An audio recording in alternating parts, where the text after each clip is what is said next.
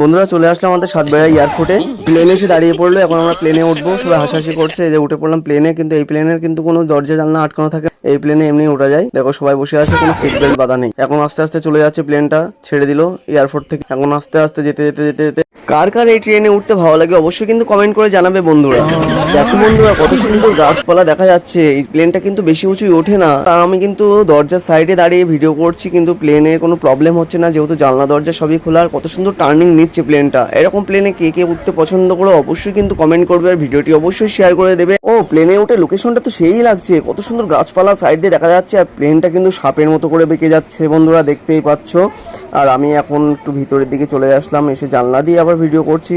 তো কার কার এমন ভিউ দেখতে ভালো লাগে কমেন্টে জানাবে। আর এই দেখো আমি একটু হালকা করে, চুল তো নেই মাথায়, একটু হাত দিয়ে নিলাম। তো দেখো বন্ধুরা প্লেনটা বেশি লোকজনও নেই। আর প্লেনটা দেখো কত সুন্দর লাগছে, সিট টিট সব রয়েছে। আর সামনে প্লেনের মধ্যে একটা কাকা উঠে গেছে লেবু নিয়ে, আর আমি পায়ের ওপর পা দিয়ে বসে রয়েছি। বাই টাটা, আবার দেখা হচ্ছে নতুন একটা ভিডিওই।